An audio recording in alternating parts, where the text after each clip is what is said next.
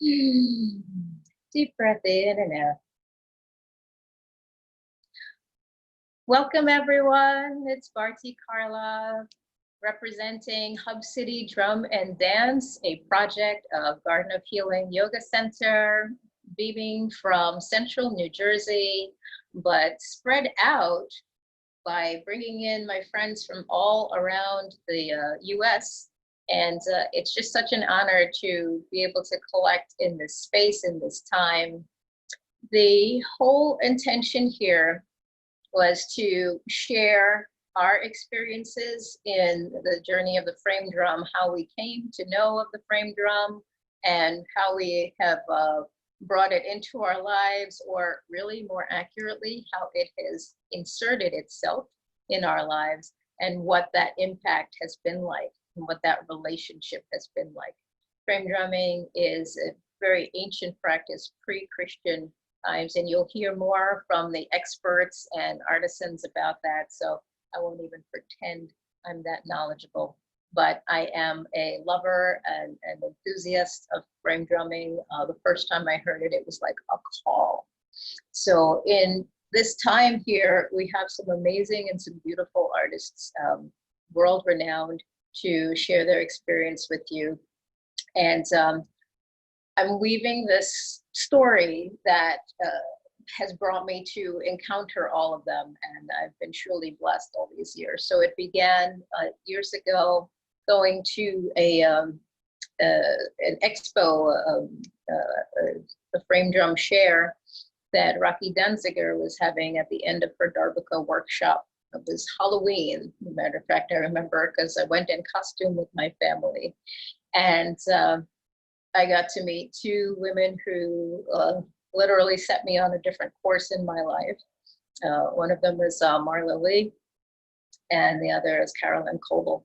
And I never saw anyone sit and hold drums and play them like they were speaking. It was so moving, literally life-changing. I feel the experience as I'm describing it to you right now.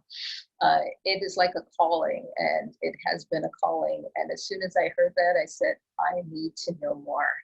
And so this is just a little thank you and an acknowledgement and an opportunity to highlight the amazing work that these ladies have been doing all these years, and give you a chance to learn a little bit more about something you may not know too much about, or maybe just, you knew a little, but there's so much more to it. So happily and humbly introduce Marla Leigh Goldstein. She's truly a very special human being, and I'm so grateful to have her in my life, not only from years ago, but today and well into the future. So Marla Leigh, and if everybody can just mute themselves in the meantime. Hi, Carla. Thank you for having me and for putting this together. It's really so special to, be in this container with all these beautiful women frame drummers from around the world, and we need to do this more often.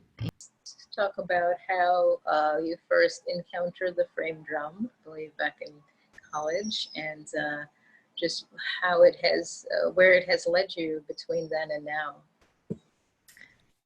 Right. Well, I never thought I would be a drummer. I just began music as a little girl, playing piano and flute, and I was going to school to study jazz flute, and I heard the sound of the frame drum being played at a concert, and it was like, it was a reawakening. It's like, people have the story about the frame drum. It's really interesting. It's like, especially with the frame drum, when people hear it, they have that awakening call. And I remember getting chills and asking, my teacher's name was John Bergamo, and I remember, asking him, like, what is this instrument? And I found out that as a student I could take lessons with him, and so I started taking more percussion lessons than flute lessons. I was like, oh, I could take African drumming lessons, I could take Indian, okay. So it was just this amazing journey that I'd always liked rhythm. I love rhythm and the entrainment of rhythm and how it can take you on this journey. I had no idea about the healing aspects, or I had no idea about the history of women frame drummers at all. You know, I just fell in love with the sound. And then when I found out about the history, the ancient lineage of women frame drummers, I was like, are you kidding me? Like, this is amazing, you know. Yeah. That's awesome, and I can definitely relate. Yeah, for sure. And then but you ended up when, or I shouldn't even say ended up because we never know. We're still continuing on the journey, right? But at this point, you have brought that flute into your passion with the frame drum. Is that right? Sure. Yeah. You know, I play them both. I love rhythm. So I think that if you are an instrumentalist, I feel like you can play the frame drum because you're using your fingers, you know, and it's just applying it in different ways. So I do still play the flute. Yeah, I do. Awesome. Beautiful. So what do you have in mind for us today? Can you tell us a little bit about the drum itself and then what you plan on playing? Well, I am very fascinated by this history of women frame drummers. It's such a profound lineage, and you know, we have this amazing book that was written by Lane Redman, and it's an incredible resource. Anyone who does not have this yet is interested in learning about the history of women frame drummers. And you know, I'm Jewish, and I really resonated with the story of Miriam, Miriam the prophetess, who played the frame drum in ancient biblical times. And she played it during the time of like the splitting of the Sea of Reeds, and it was like a really celebratory moment of of joy. And I just think that is so special. Like, the drum is used in all these different cultures for these ceremonial purposes, for these like rites of passages. And so I have been dreaming of going to Israel and doing a tribute honoring Miriam the prophetess. This has been a dream of mine for like 20 years. And everyone who's on this call probably knows that this was my dream. And I finally did it last year. And it was like, you know how like you work on a project and it takes forever? It's like so stressful. This was the complete opposite. It was like, okay, I'm going to go to Israel. I don't know who I'm going to record with. I don't know how I'm going to do this, but I know it's going to happen. And like, I met somebody who referred an amazing videographer. I met somebody who referred an amazing engineer. The musicians lined up, the dancers. It was like, I mean, it was a lot of work, but it was effortless. It was like meant to be. It was really amazing. And when I stepped into the Mediterranean Sea and I put my feet in the water, it was like, I felt Miriam, because Miriam is all about water too. She has a water element to her. So it was extremely powerful. And, you know, we have this lineage. It's so rich. And, you know, I wonder if all of you guys resonate with somebody, you know, a certain person in the lineage of the frame drumming and the stories in this book. It's amazing. So anyway, so I went to Israel and I did this amazing tribute, and I made an album called The Rhythms of Tov Miriam. And I want to play for you the title track, which is The Rhythms of Tov Miriam. And I'm going to play over it. And the first part is in 35 beat time cycle. And the second part is in 18 beat time cycle. And then it goes off and trails off in different parts. But those are like the two hunks. And I have the musicians honor are Meira Segal, who's an amazing ney player, and Yair Dalal, who's an incredible oudist.